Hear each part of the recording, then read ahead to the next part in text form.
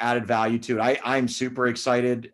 So I'm Steve Spence. Everybody probably on this call knows who I am. I'm wearing my GOAT USA hat because I want to definitely give a shout out to some of our affiliates, goatusa.com.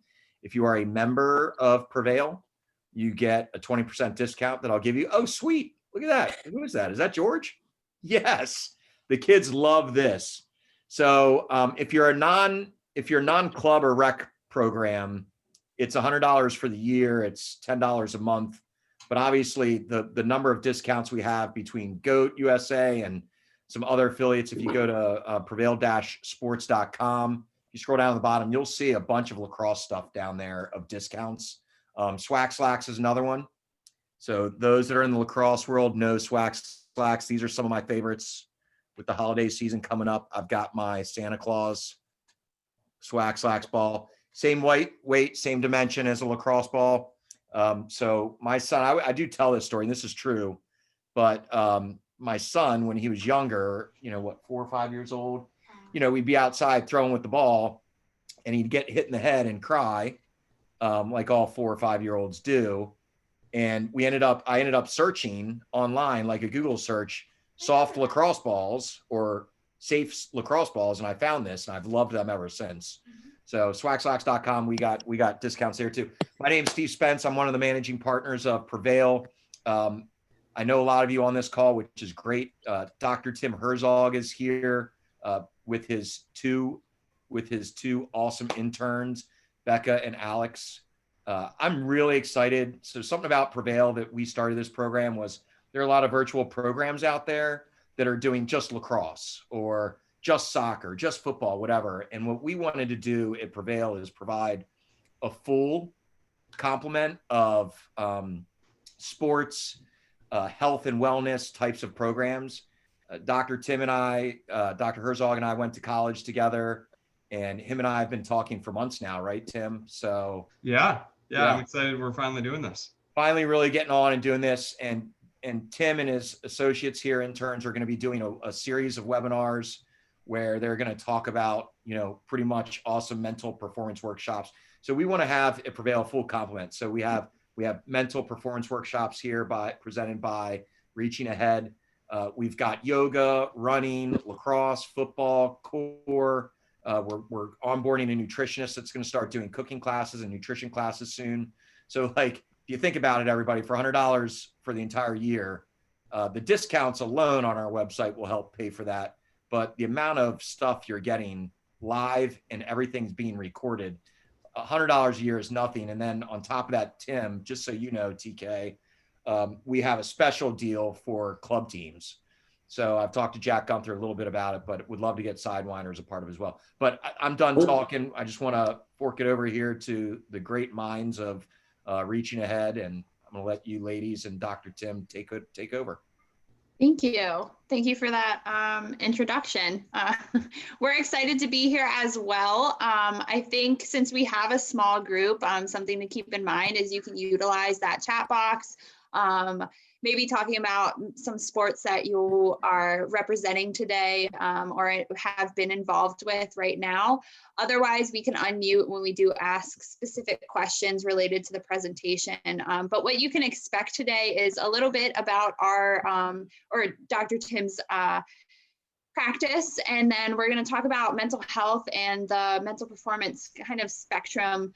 Also, we're going to talk about COVID-related concerns, introduction to what really mental performance training is, and as well as some more of a skill-related area that we'll go into, and then a question and answer period.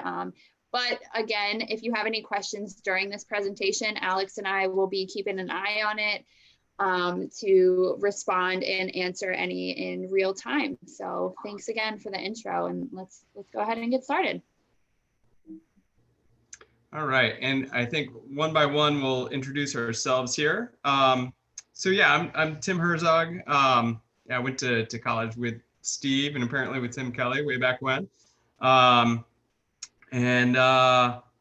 Since that time, continued to spend way too long in school. But I think it helped make me pretty good at what I do. When you combine the coaching experience I had along the way, with, you know, the degrees I pursued, and you know, a lot of applied experience, supervised experience. I think it's all contributed to me delivering something pretty special now. In what I'm delivering and what we're delivering, right? It's science-based, right? So while there's certainly some applied acumen that comes into all of this, you know, we're keeping ourselves in check by making sure that the literature really supports any of the ideas that we're putting out there. My model, the Reaching Ahead mental performance model, focuses on 12 different skills, and we'll dive a little bit into that. And it really centers on figuring out, you know, what's in your control, you know, what can you influence, and what do you maybe, at least in the moment, need to accept. You know, I mentioned, so spent a lot of time in school pursuing degrees. I'm looking up at my wall. So I've got a master's degree in counseling psych, specializing in sports psychology, a master's degree in clinical psychology, and then a doctorate in counseling psychology. I am a licensed counselor in 3 states, and I'm a licensed psychologist in Virginia. I am certified as a mental performance consultant through the Association for Applied Sports Psychology, which is the go-to organization for sports psych. And I'm board certified in biofeedback. And biofeedback is a way to see what's happening with your body's stress response. And you can see it up on a computer screen, and you can learn how to. Hey, Tara, do you want to mute yourself? Yeah, sorry, my bad. Awesome. All right. So let's have Alex and Becca dive in. Tim, me accidentally switching the slide was not me trying to cut you off on your, on your introduction. Hey everyone, I'm Alex Oldham. I am one of 2 interns with the Reaching Ahead practice, mental performance consultant intern.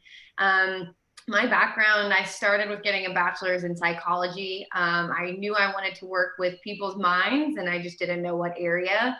And sports psychology kind of very fortunately fell in my lap pretty early on. And my experiences there are what inspired me to pursue a master's in applied sports psychology from Florida State University. So there I got some kind of the applied stuff that Tim was talking about, taking the science and putting it into practice, doing some consulting with a variety of different athletes. So I've been exposed briefly to lacrosse. I got some basketball, cheerleading, tennis, and rowing consulting experiences, and some gymnast experience now. And I am very passionate about the high school level. Those kids are really fun to work with, but also I'm interested in ultimately getting some exposure to tactical athlete populations, and that being military and first responders. So that's an interest of mine. Still relatively new to Maryland and this area. I came up on my spring break and got stuck here basically from quarantine on. So I haven't gotten to explore too much because, of course, you know, the never-ending quarantine, but I'm enjoying the Maryland area so far. So. Yeah, and so I'm Becca Boschman. I know it says Rebecca in my little tag handle, but you can call me Becca. I received my bachelor's degree from West Virginia University, where I studied sport and exercise psychology and strength and conditioning. So I like to say that I'm very passionate about performance enhancement by all aspects of the term. I went on and received my master's degree in sport and performance psychology from the University of Wisconsin-Milwaukee. Where I had some experience with adaptive lacrosse athletes and then the athletes at the University of Wisconsin-Milwaukee. I grew up in Sereno Park. I've been a competitive lacrosse athlete before. And I think where I want to take this is starting my own practice where we can incorporate that mind and body.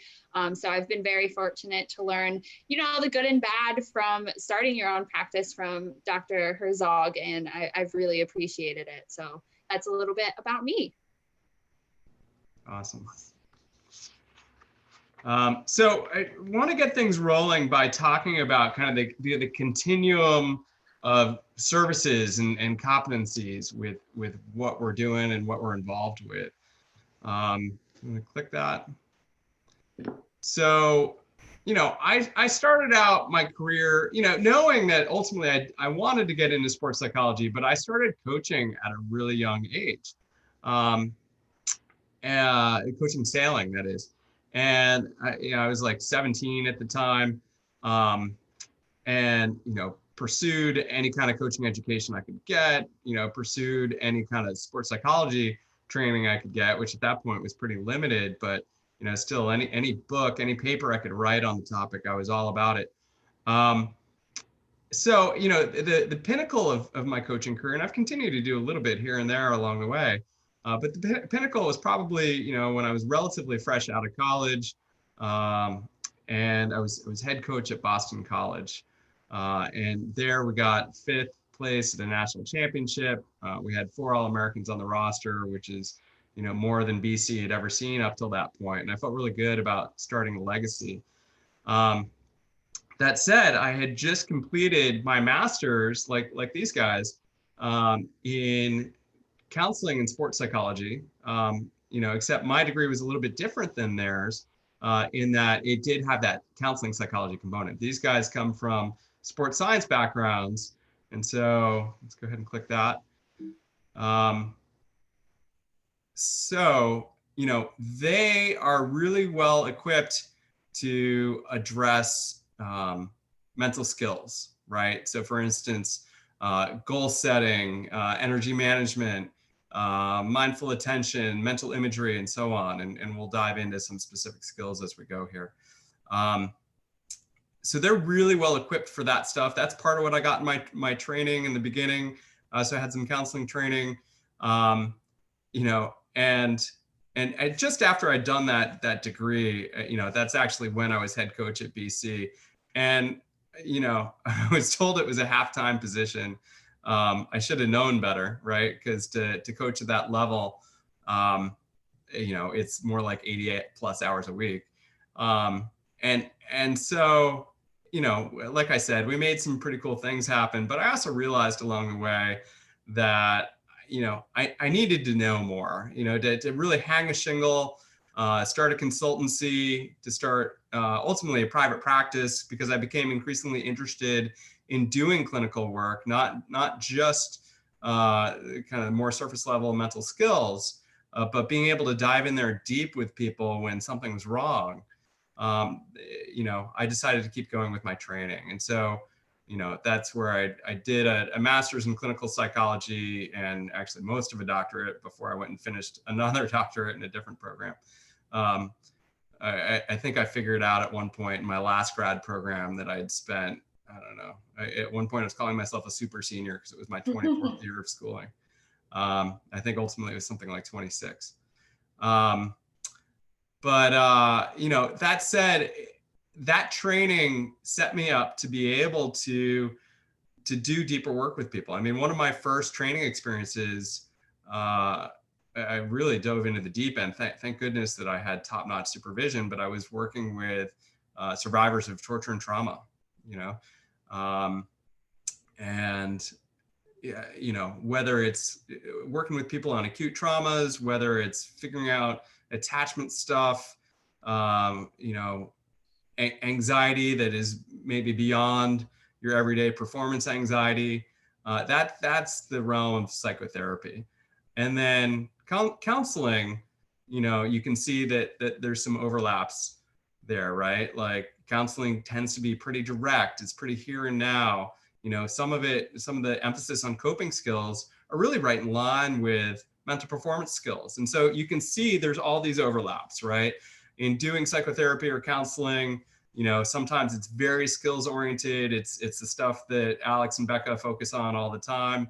I also do straight up mental performance work where we're not doing counseling at all, really, but it certainly helps that I have the counseling skills, and then where it's appropriate, sometimes I still rely on my sailing background, my coaching background, but I try to be very conscious of what my lane could and should be, right? So if I'm working with an opti sailor, in other words, a kid between the age of like 8 and 14 or something, or even, high school or college, I have no qualms about talking about things like tactics or technique.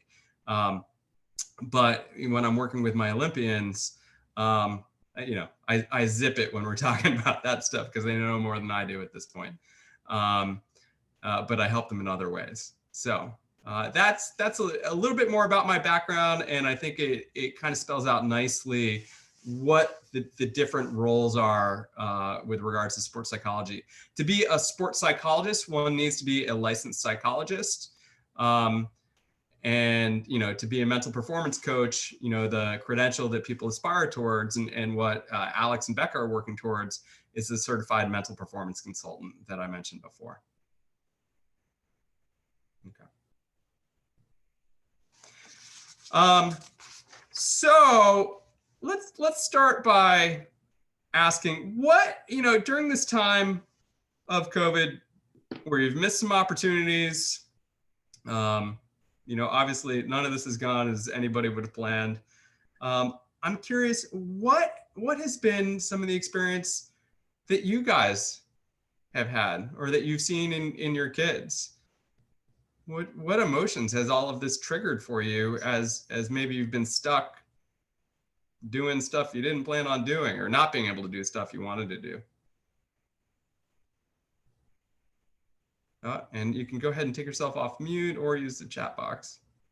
So honestly, for me, it was that we had a lot of missed opportunities this year, and I just felt like missing out was something that kind of got me agitated, and I think a lot of us just kind of annoyed with everything that's going on. Yeah, agitated, annoyed. Those are some good descriptive words there. I like it. I mean, I don't like those feelings, but I like the description. I was also going to say, you talked about being a sailing coach. Yeah. I love sailing. I'm a huge opti sailor. Fantastic. I can tell we're friends already. Eli's more shy around Zoom meetings, but Okay, then. he just mentioned while you were talking, man, are we going to be able to, what are we doing for Christmas? Are we going to be able to see the family? We don't have a big family. Yeah. But the family we have is really tight. We've got 3 grandparents that all live within 5 to 45 minutes away from us, and we cannot see them.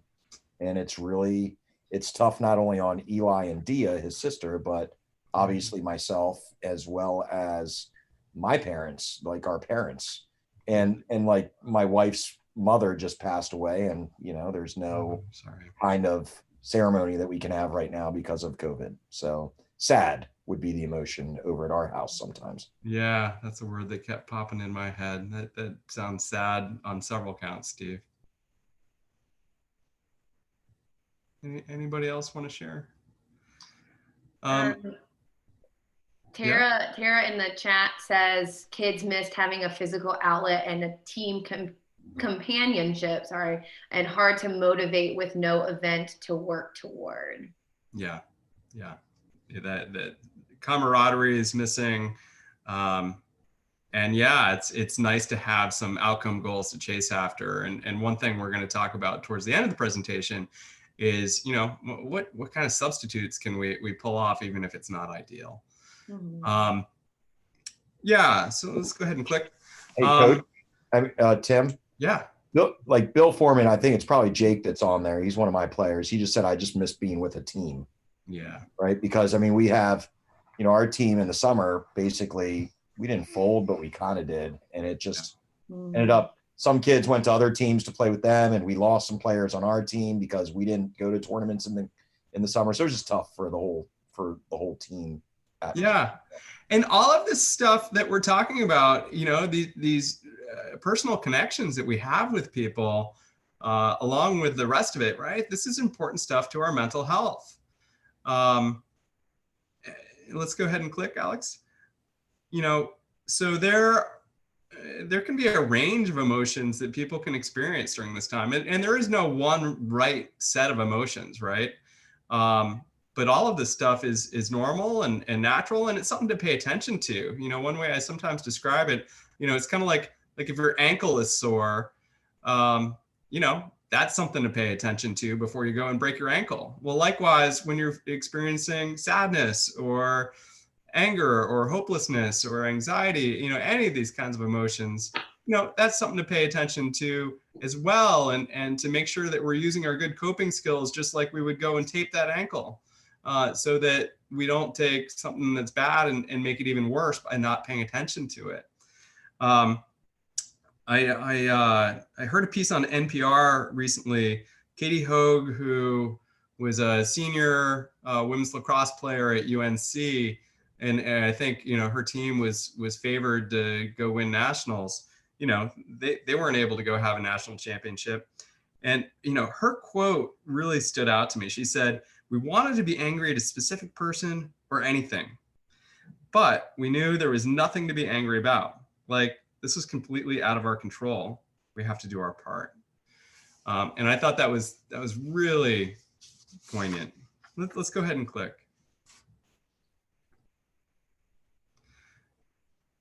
So one concept that I often work with people on in a lot of different contexts, but you know, it feels really applicable right now during COVID, is the idea of finding your wise mind, right? And the idea here is that, you know, for instance, you know, let's see, Tara just piped in. She can imagine the loss for high school and college athletes. Yeah, like Katie Hogue and at all levels, right? You know, the idea is that on an emotional level, right? Maybe you think, you know, your emotional mind says, I feel like I can't even handle this loss. It makes me so sad. And then on a rational level, maybe we say, and this is what we need to do in order to stay apart and make sure that people stay safe and more people don't die, right? And it would be really easy to insert a but between those two phrases, right? Those two sentences, you know. So the emotional mind says one thing, but the rational mind says the other, or, you know, or you could flip it, right? The rational mind says one thing, but the emotional mind says another thing, right? And if we're having those buts in there ends up being a big tug of war in the brain, right? You know, I want to go have a service for my mom, but I can't, and that's just how it is, right? You know, but I do want to, you know, and you can go back and forth and just be tortured by these two parts of your psyche just duking it out, right? And so one really kind of simple fix, and it's really not a fix at all, but it helps with coping. It helps make things a little bit better. It's the idea of wise mind, right? And so simply by inserting the word and, right? You know, I really want to finish my season and this feels awful and unfair, and this is what we need to do to protect people, to ensure that there aren't more deaths, right?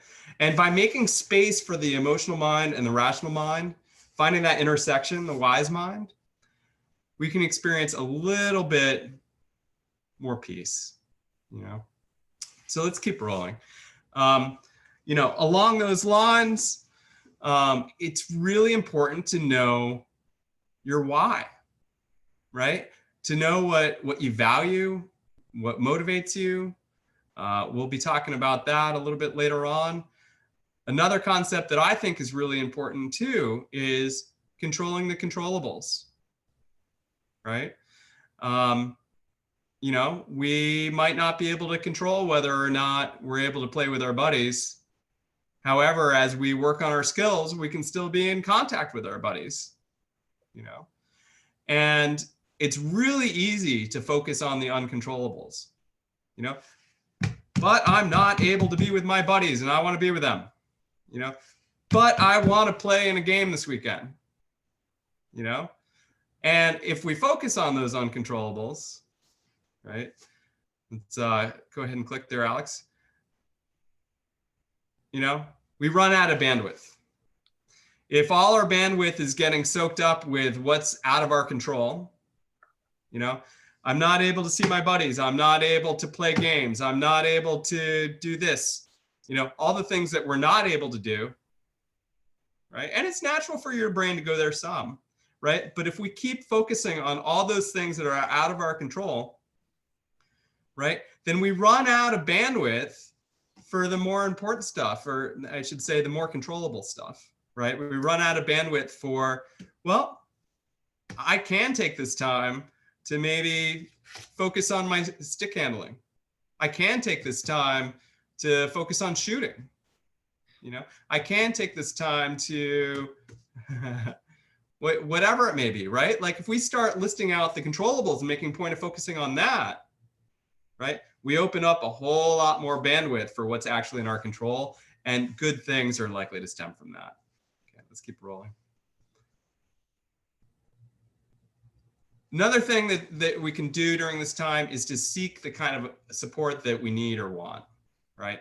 And, you know, along those lines, you know, parents, coaches, other people, you know, sometimes just by doing our best listening, you know, rather than trying to solve problems, that's key. But we may need to ask parents or coaches for that as well. We might need to remind them like, hey, thanks for trying to fix things.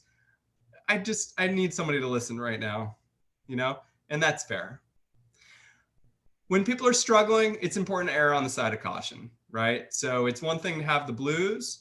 If you ever suspect that somebody might have ideas of trying to hurt themselves, it's important to reach out. You know, if you're a kid, reaching out to a parent, you know, whomever you are, you know, if you really think that somebody even might hurt themselves, it's important to ask them about it. Like, don't beat around the bush. You're not going to inspire them to do it. And you can, if you need to, call 911, and, you know, here's a number for a national suicide hotline. You know, it's not something we want to mess around with. You'd rather be wrong and overly conservative, you know, rather than have a mistake like that you'd have to live with for the rest of your life. So that is more the serious side of things that we're going to talk about. We're going to switch gears and talk about the more fun side of things with mental performance. And you'll see there are some overlaps, right, as we're talking about coping skills and mental performance. Yeah, exactly. So the kind of thinking back to that previous slide of that continuum or spectrum, right? This is mental performance training. So there is coping skills involved, but just like you would physically train your bodies to get better at your sport, that conditioning or the skills that you do to get better at your sport, mentally you can train to become better at your sport through the use of mental skills. And this can be we're going to get to the model, but it can be really any mental skill that you're really thinking of. And something that we kind of like to allude to is sliding to unlock, especially because, I mean, we're in this age where everyone has maybe a smartphone. We're sliding to unlock our brains and figuring out what does and what doesn't work for us when we're thinking about mental performance training, which is also an important part. But again, just driving home that point of just like you would any physical skill, you can do this also mentally to become better, more equipped, more able to make better decision skills, all of these good things that make you better at your sport, make you perform well in game and practice situations. So that's a little bit about mental performance training. Yeah, and I love that idea of unlocking skills, right? Like you might be a natural lacrosse athlete, you know, with shooting ability and everything, but if you don't take steps to train that shooting ability, you're never going to show it, right? And likewise, we can train our mental skills to bring those out.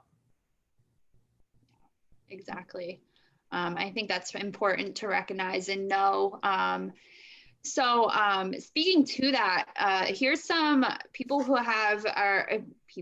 pros who have been relatively vocal about their work with not only mental health, because we are touching on that today, right? But also mental performance training. So someone that we all know and love is Kobe Bryant. He was very vocal about his mental skill use and mental performance training use that makes him a very successful basketball player.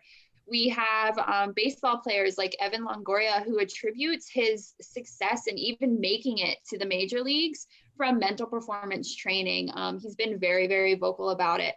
Elena Del Don is a basketball player who, again, you'll get to hear from in just a second in this next slide.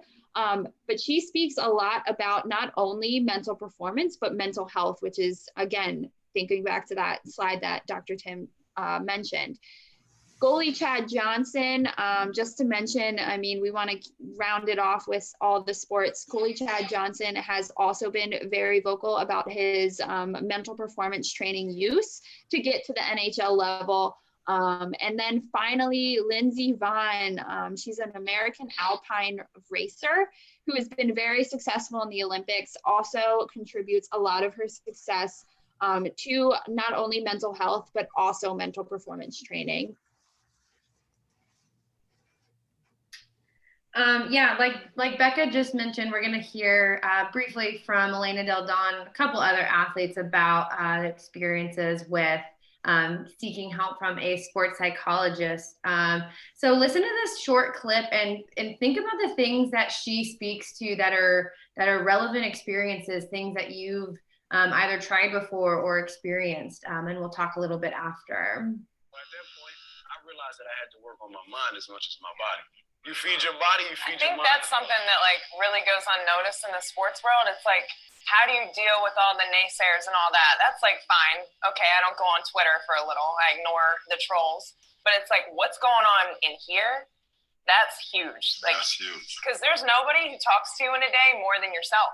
Think about that little voice in your head that's like, the whole fucking person. right? That voice, like, you can't quiet it sometimes. But 2 years ago, I got a sports psychologist too. It's been the greatest thing, meditation. Oh man! And it just kind of quiets that. What's changed? That Quiet voice. What changed? I can quiet the voice, focus on the process, and not, thinking about the past or predicting the future. Like, what's that going to do? Nothing. Exactly. But that's what that voice leads you to all the time. And it's like, all right, let's get back to the process. Yeah, so what are some of the things that stood out to you all in that video that she spoke to? And utilize that chat box or go ahead and unmute.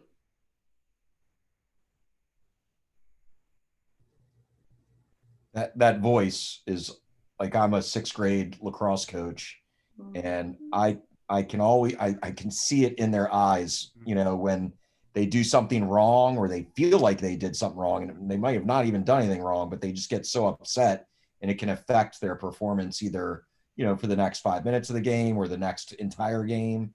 I always joke, but being a goalie in lacrosse is the hardest thing, right? Because you're the one who's getting scored on, and you got to be able to like forget that 3 seconds ago you were scored on, and now you got to regroup. And not only that, you have to tell your defense what they did wrong, and so that, you're better in the future. But, my son alone, he is a very good lacrosse player, very good skills, but he lacks the confidence. And you can tell sometimes, whether it's him going against a bigger defenseman on the lacrosse field, you can tell like that self-doubt is there. Yeah. And you speaking to like being able to see them change, right? See their reactions like physically, and then the mind, the voice in their head is negative, right? So you can physically see the changes there. And Becca and I always like to throw out this stat of we have upwards of 6,200 thoughts a day, and really working to develop adaptive habits with how we talk to ourselves can be very beneficial to our performance, like in the ways we respond to those situations. And that's a key part of the Reaching Ahead mental performance program. It's something we spend a lot of time on. So we're not going to dive into it in depth today, but stay tuned. Keep coming back to these webinars because we will definitely be going there and going there heavy. Yeah. Any other reactions to that video before we keep moving forward? Yeah, it's amazing how much power we can give that voice, right? Like sometimes, well, I've often said this with my clients. I had one client who said she wanted to make a bumper sticker of it, right? That, just because you think it doesn't make it true. And yet we often treat all of what we think as if it's true. In fact, I might do an exercise real quick, and I'll cut some of my time later, ladies, I promise. So if everybody can maybe take a moment to pinch yourself, right? Ow. Okay. Now you can stop. Now, did that pinch, did that occupy like all of your existence? Did it define reality for you? No. Anybody? No? Seems like the general consensus is no, right? No. And how funny is it though that when we have the experience of a thought, right, we latch onto it and we let it occupy all of our reality as if that defines all of our existence. And it doesn't have to be that way, right? Thoughts can be passing phenomena that we can notice, just like we notice a pinch, and it can come and it can go, and it doesn't have to take that much of a grip. And that's something we can get better at, you know, just noticing it, noticing how it affects us, and making a conscious decision to maybe try on a different thought instead. Cool. All right, let's keep rolling. So diving a little bit more into mental performance training, we like to really emphasize who can benefit from mental performance training, because it's not just the athletes, right?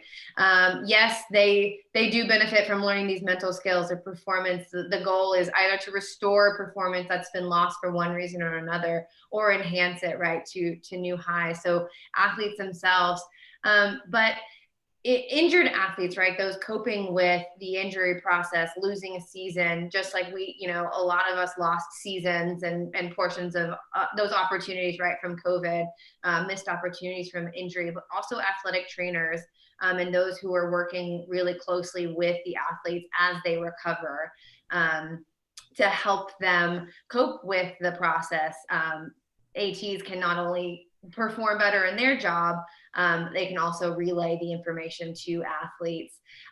Entire teams and subsets of teams. So we've got a football team pictured here, you know, maybe an O-line or a D-line seeks help from a mental performance consultant to perform better in their small little niche of the team. Then we've got coaches, and I think we can look back at that spectrum that we talked about earlier, how there's a lot of mental skills that coaches teach to athletes, right? Coaches are almost as much mental skills coaches as they are tactical and technical coaches, right? I'm sure those of you in this webinar right now can relate to that. You're relaying these skills that are hopefully building your athletes' confidence, their mentality when it comes into performing. Specific positions, like how you mentioned, Steve, being a goalie, right? Specific positions require specific skills, and training those with a mental performance consultant can be helpful. And then lastly, really emphasizing how all of the people who work to enhance athletes' performance, to teach them new skills, to work with them in the weight room as these strength and conditioning coaches, not only can they benefit from learning mental skills and applying them in their jobs, but just being able to echo the mental skills that maybe a mental performance consultant is saying to those, is working with those athletes on, right? Really being able to drill those skills home. So the when and how of mental performance training, the when is going to be strongly determined about whoever is seeking the needs, who needs the mental performance training. And this is going to be ultimately determined by the scheduled date in advance. When is it going to work for you? So that's basically the when, is who's seeking the services and when are they most available. That works with not only the consultant, but the athlete, the team, who is seeking those services. And the how do we go about this mental performance training? So there's individual one-on-one meetings that we can do. There's also, speaking to this workshop today, there's workshops that we can do, and that's that picture right there. There's also teams that we can work with, where the consultant is there talking to the whole team. Again, that kind of speaks to the who. And then there's the observation of a coach of a specific athlete. However, I think that might get a little intimidating. Like, I don't want people observing me. But this is a collaborative process where if something happens where we need to kind of hone in on a specific situation, a specific environment where things might go awry, this is where we can observe and really tackle whatever is coming up in those sessions. And then finally, again, per COVID related concerns, right now, like we are today, and as restrictions may or may not get lifted or get tighter, we are doing this virtually currently. So just to kind of, again, drill that point home that it's virtual right now amidst a global pandemic. So that's the when how. And I love Steve's comment before about, like, you know, when you can see it in an athlete when something's gone awry. That's very much what observation is about. You know, either the mental performance coach, you know, stepping in, talking directly to the athlete, or maybe with the coach, and quick collaboration. Okay, what do we do to help this person get on a better track and learn these skills kind of real time? Yeah, and so why is mental performance training important? And before I pull up the points that we have on this slide, I want to re-emphasize that, you know, the stuff that we do is science to practice, right? There's science and research that backs what we do. And so there's science and research that backs the reasons and results of mental performance training and why it's important. And there's support that there's technical and tactical improvements. So speaking to that stick work we were talking about earlier, you know, mental performance training can improve that. Applying the skills that you learn with working with the consultant can improve that. It can improve strategizing with teams, right? Running plays, the ability to actually perform in our sport physically improves. We gain awareness of not only our environment and what's going on around us, right? We can become more mindful of our environments and recognize things, but also we gain awareness of our individual experiences, that voice in our head, what's it saying to us? When is it more negative? When is it more positive, right? Developing awareness and being able to recognize, okay, you know, something's changed and now I can really work on it because I'm aware, right? Adjusting intensity. One thing that we talk about is finding your perfect performance zone. And that goes through being able to adjust your intensity, give yourself a boost of energy, do the things that you need to do to have the energy, or to address any anxiety or stress that we're experiencing and get us back to that perfect zone. And we'll definitely really dive into that at least for 1 week, because it's very important. So it can help you improve your focus in both training and competitions. And then lastly, preparing for specific competitions. Just like sports seasons are on a timeline, right? You've got your preseason conditioning, your in-season, everything. You're shifting between sports maybe too. Mental performance training can align with those seasons and can be kind of formulated to help you prepare to peak when you need to peak. If that's for a state competition, a championship game, for the Olympians that work with people like us, it's the Olympics, right? When they want to peak, using mental performance training can help you really be able to peak, at that perfect time. So tons of benefits from mental performance training, other than just learning mental skills. Yeah, so I mean, we keep talking about why it's important, right? But how is it going to be effective? How are we going to put this into practice? And there's some critical success factors there. First of all, you need to be ready and willing to engage in the process. You can't have your just toe in the water. You need to be fully immersed in this practice. You need to collaborate. You need to be able to talk to your mental performance consultant, mental performance coach. There needs to be ongoing engagement and ongoing evaluation. Tim was talking to this earlier about we need to try on new thoughts. We need to try on new mental skills. The same thing that works for your buddy is not going to work for you. And that's because it's individualized. Nothing really, it's not just one size fits all, right? We need to be able to evaluate and engage in these mental skills to figure out what works for us. And then finally, that kind of speaks to trying those thoughts on, trying on these mental skills. We need to have patience. This is not a magic pill. Just because you are all here, and luckily we do have more workshops coming to you all, so you will get that patience in there. But just because you're here today does not mean tomorrow you're going to be like, oh yeah, I'm so mentally ready to perform. While you'll walk away with what mental performance is and how it's helpful, you need to be patient. You need to do all this bullet point of the slide of everything, right? It's a process. It's not just an outcome. So something to think about as we go through the rest of the workshops that we have planned.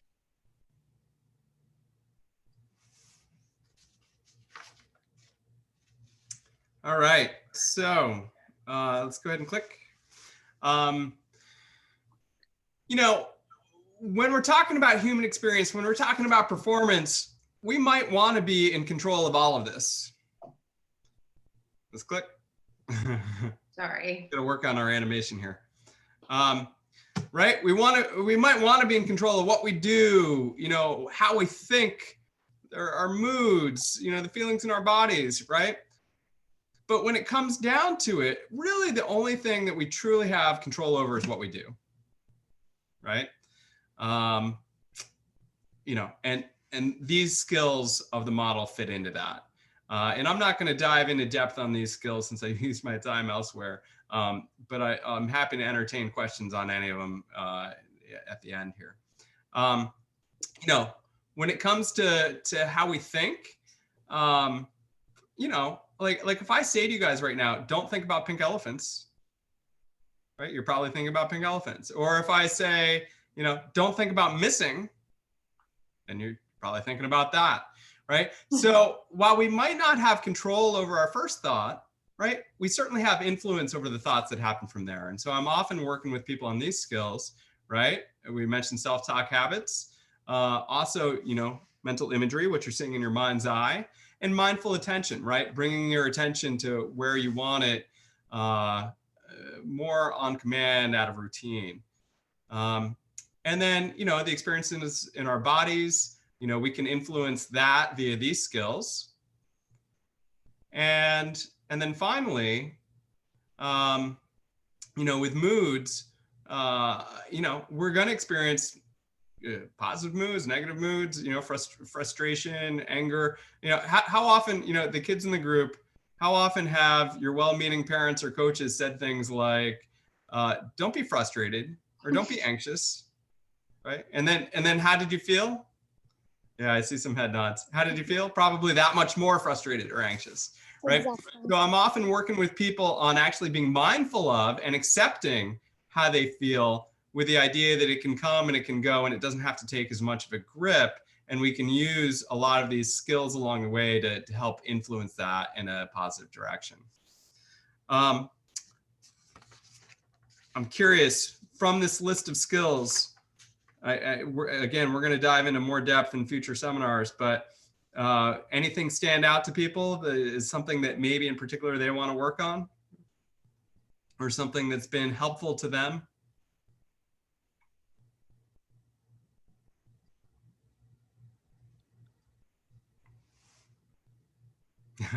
I love that Bill is honest. Bill is Jake Foreman, who is my guy, and I can tell you what he should be working. Now, I think anxiety reduction. I know some players on this. I know some parents that have kids that are on this thread or on this Zoom. I think anxiety reduction is a thing, you know, especially at the younger age, maybe. I don't know there. I'm sure I know it's at the older age as well, but just at the younger age, 6th, 7th, 8th grade, I've seen talk to parents about their child just being really anxious, going to practice and performing well at practice or whatever. And then also the I don't know if mindful attention is this, but you know, there are definitely players that have a hard time keeping attention to the practice, what coaches are trying to coach them and stuff like that. So so that'll be part of what we end up focusing on when we get to that. I'll comment real quick on anxiety reduction. You'll notice that part of the model, right, there's anxiety reduction, but there's also anxiety tolerance. And I often like to work with people on anxiety tolerance first and foremost, right? With the idea that, like, And Steve, as you were saying, right? Like a lot of parents are like, oh, I don't want my kid to feel anxious. And that's fair. Like, you know, who wants their kid or anybody to feel anxious? It's not a pleasant feeling. And at the same time, I think our society has maybe reached a point where we have catastrophized the heck out of anxiety, right? It doesn't feel good, but maybe it's not catastrophic, right? And so I often work with people on actually getting better at tuning into anxiety, noticing it, you know, again, with the idea that it can come and it can go, and maybe it doesn't have to take a permanent grip at all, right?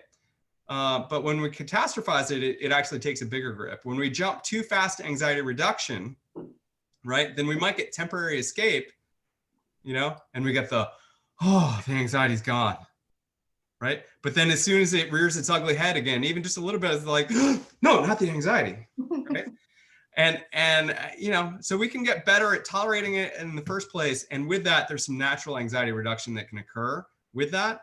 And then we can use anxiety reduction techniques coming at it from a place of, okay, I'm going to turn that down a notch because I can, as opposed to because I desperately have to, right?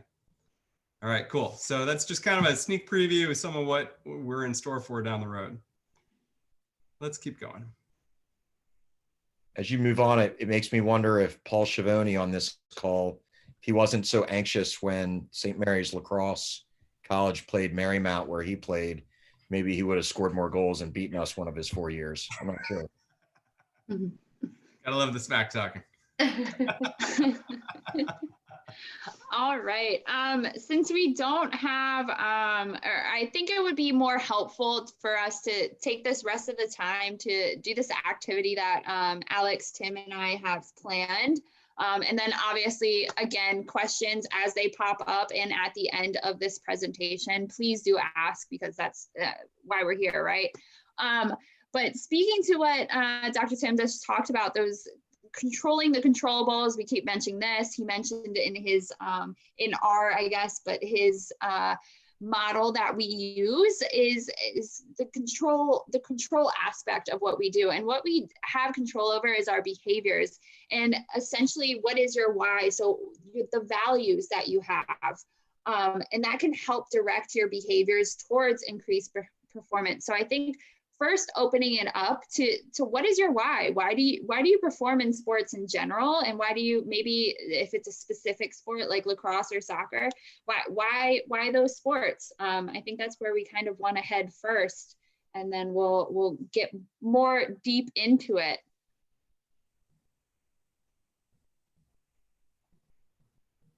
Click.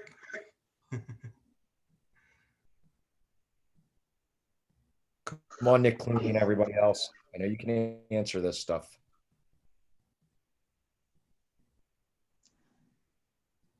And as we're thinking about it, this will become apparent, but we're really good at sitting in silence. So, but Alex, so Becca, summarize the question one more time. So what is your why? Why do you perform in sports? Why do you want to be good at your sport? What do you get out of it that makes you want to keep doing it, basically? And Alex, if you do want to go ahead and click, so there's some examples up there. Yep, here are a list of values, right? And you might find that some of these values or needs, or you know, pick your title, some of this is met by doing your sport. Right? I'll say something. For me, my why would be like, why did I just do that? I feel like lots of times in sports, you would just act before you think, and I feel like just do something, and then you find yourself thinking like, why did I just do that? And like, sometimes, what did I even just do? So it sounds like, George, that you value, you know, maybe clear-mindedness, or I'm trying to think how to phrase what you said in terms of a value, right? It sounds like you value thinking things through. Well, yeah, I mean, it's something that in sports many people would not do. Like there was this, I'll give an example, time I thought the half was about to end in a lacrosse game, and it wasn't. So I just launched the ball at the goal. And for the rest of the game, I just kept like wondering to myself, why did I do that? Right. So maybe you value self-control. Right. So we often figure out what our values are when we run astray from our values, right? When we kind of miss them by accident. Yeah. Eli was going to say something, and then there were a couple comments. I'm sorry. Go ahead, Steve. Go ahead, Eli. So my why was definitely, first of all, teamwork, because one thing I don't think I'd be able to do a sport. First of all, if there was no one there to support me, I know I have that backup, and the team in general just helps me out a lot, because it's just great being on a team playing what I love. Nice. And to kind of comment on that, you know, Eli sometimes lacks confidence, but his teammates the other day, like at a tournament, Eli scored a winning goal and his teammates were really pumped for him, and that just helped kind of bring that confidence. And then, ladies, I don't know if you wanted to say, but there's definitely some ways there, like Julia Cage and Nick Clooney made some comments. Yeah, I was going to say, Julia says because it's fun and I get to make new relationships with kids on my teams. And then she also added, and the competitiveness. So you clearly value fun, right? We all like to do things that are fun. And you also value those friendships, the socialness to sport, right? And then the competition, enjoying being in that environment. We've got Nick that says, it brings me away from my normal life. And it's all I can think about while playing and all the people I meet. So again, kind of that socialness, right? That's probably a lot of the reason why we start sports, is our friends. Oh, Julia is Chase. I apologize. And a lot of what we're hearing, right? This brings us back to, you know, knowing your why as a coping skill during COVID too. A lot of what we're hearing doesn't all just revolve around winning lacrosse games, right? It revolves around a lot of other pieces of lacrosse. And so while we might not be able to get, you know, our whys, our needs, whatever, met by, you know, lacrosse as stuff gets shut down, right? We might be able to get those needs met in other ways, right? So maybe it's, you know, we go practice our skills on our own a bunch, and then we reach out to our teammates and say, hey, I did this many shots on goal today, even though I was by myself, you know? And I think, you know, one cool thing about the Prevail platform is that as we get further along, it's going to be a neat place to share stuff like that. So teams can very much be in contact, you know, having a lot of these whys still met. To all the lacrosse players that are listening right now, I did about 200 shots today during my 4:30 workout by myself on Zoom for Prevail. So maybe some of you will go out there and shoot. Oh, sorry, go ahead. You're fine. You can go. Oh, I was just going to say, I think to that too, of sending your friends how many shots on goal you did during your lunch break or when you were practicing, you can add that element of competitiveness that we spoke to, that a couple of you all value. Say, I did 200, who can do 201, right? You can still get a little bit of these whys and fulfill our values when we're a little creative in times like this. But like Tim Kelly beating Steve Spence's record when he showed up at college. Right? Exactly. So what I was going to say was going back to, I think what Dr. Tim said just a while ago about the Prevail Sports. He said something about having that opportunity to still be playing lacrosse, like while with this COVID pandemic. I feel like Prevail, when I first joined Rockfish, Prevail was that thing for me. Like as soon as I got into it, I really enjoyed those workouts, and I think that was a very big help during the fall. Nice. That's a good hype, Steve. I know. What a testimonial right there. Yeah, right. I'll send you that $20 later. George has been on a lot of my workouts, and he really does. He works his butt off. Yeah, maybe George also values dedication and commitment. Seems like he's very committed to the things that he takes on. And I don't think we have time to get into it right now, but Steve, your comment earlier about self-doubt and confidence, this will be a teaser for a future session. I strongly believe that confidence is an overrated concept. I don't think we need it, right? I think confidence follows performance, and people think that performance follows confidence. I think confidence follows performance, and I think we can still play our best even in the midst of experiencing self-doubts. So stay tuned. So I really appreciate that. And this just goes to show like these kinds of things are, as your one slide showed, it's not just the players that could get a lot out of this. It could be the coaches and the trainers and even the parents that get a lot out of your sessions as well. Awesome. What questions do people have for us? What and Alex, don't let me miss anything if you wanted to address anything before I dive into this. No, I think we're good. Okay. I'm curious, what has stood out to people tonight? What questions do you have? What do you hope we address in future sessions?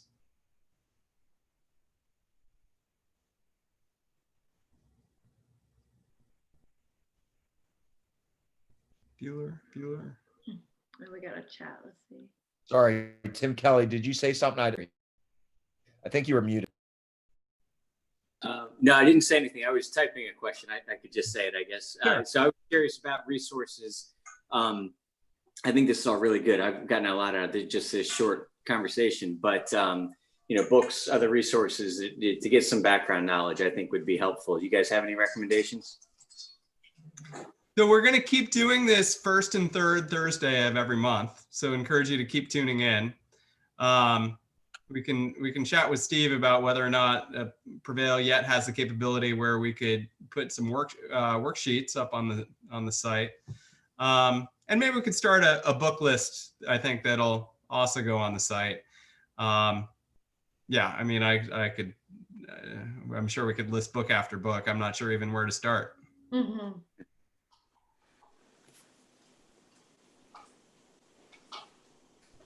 Yeah, I think we could also maybe include some podcasts that speak to what you were saying earlier, Tim, about that over rated confidence and how it's a concept that we all know and love, but how we can be more aware of what comes first. So. Do you remember the name of that podcast off the top of your head? I believe Alex should, Yeah, and she's the one that recommended it to me. we can put it on our list. I think we'll have a list on the Reaching Ahead website, and we can have a list maybe on the Prevail site as well. Yeah. Or a link to our site. One way or the other, we'll make sure it's available to people. Yeah. I'm sure you're. Go ahead. I was going to say it's 80% mental with Dr. Pete Olusuga and Hugh Gilmore. That one particular episode kind of touched a lot on just like what Tim was saying with just like, how do you help someone be more confident? Like the concept of that is just a little overrated, right? But there's so much to, feelings of confidence. And they had some good interviews with a couple elite athletes, kind of some good give and take to it. Yeah. With a lot of terms that we use, I find it really important to define what we're talking about, right? Like people love to toss around the term mental toughness. What the heck is that? I think mental toughness, if we boil it down, is maybe all the things described in the Reaching Ahead model. Confidence. Well, by itself, that's not necessarily a useful term. But if we break it down, like, there are thoughts that contribute to feelings of confidence. And so as we dive into the self-talk habits section, you might find that as you get better at your self-talk habits, that in turn, you feel more confidence, even if you don't necessarily need that confidence to perform. It looks like George has asked where the video will be, where this recording will be available. Will this be added to the Prevail platform or what's? Yeah. We'll add a section on the filter of our private library, and it'll just be under mental performance, and you'll be able to find the recordings there just like you would any of the workouts for us. Cool. Great, thanks. And maybe when that does become available, maybe we can send a quick little email out, just making sure everyone knows it's available. So you don't have to go too much digging in there. Yes, ma'am. I'm sure it'll be available. But It will also probably just be on our YouTube page, because this was kind of a free video sample taste of what, people are going to be seeing. So I'll probably put this on YouTube as well, on our YouTube channel. awesome. Great. Oh, Tim Kelly, one other resource that comes to mind too. I actually have a self-paced online platform, and we can make sure that people can track that down easily. And, it's reachingahead.thinkific.com. And people can get access to that for, I think it's $200 to own it forever, or $15 a month. A lot of the same stuff that we're diving into over the course of these webinars are addressed in that platform also. Yeah, and Tim, just that one question, Tim Kelly, just the one question about resources. It's great because I'll work with Dr. Herzog and try to get resources put on our website. There's a mental performance page under our programs. And on that page is where I kind of see some of those resources being added. But that's a great point. So we'll look into doing that for everybody. Yeah. And something to keep in mind too, while we're super excited to be contributing to the Prevail platform, our website, reachingahead.com, should be really useful to you. A lot of useful articles and other resources on there. And, we're excited to line up both, team or group sessions with people. If you want to get your specific group set up with us, whether that's a one-off or doing a series. And likewise, we do individual work. And that's often, just like if you're doing individual sessions with a good lacrosse coach, and you're probably going to have your learning curve go through the roof with that, likewise in doing individual mental training. I'm not going to lie. We've been talking for months about stuff like this, and all I can think about during this whole thing is, man, I wonder if I can get my 2027 team to do some stuff with you guys. It would really probably help a lot. Is there a certain age that you feel like, would my 6th grade team benefit from one of those team? Yeah, I tend to think, you're never too young to start learning good habits. And we're adept at, adjusting for an audience, Eli's doing a good job at hanging in there after an hour plus here, but, we can make sessions shorter. We can, weave in, fun examples related to SpongeBob or whatever else, Awesome. Why are you leaving out 7th grade, Coach? Well, thanks so much for your attention tonight, guys. It's been great hanging out with you. Keep in touch. My email is tim@reachingahead.com. Alex, you want to put contact information up on the screen? Oh yeah, let me pull that back up. It's also on our website. Yeah. So. No, of course. Yeah. Oh, I always forget I have to click share for it to actually share. Anyhow, it's been fun, and feel free to reach out, and look forward to seeing more of everybody.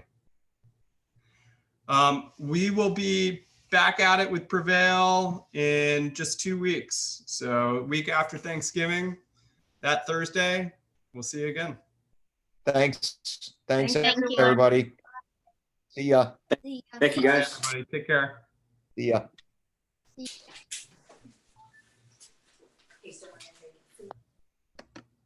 Coach, I'm gonna go ahead and he's gone. Bye. Bye. Alex and Becca, you want to stay on for a sec, and let's turn off record.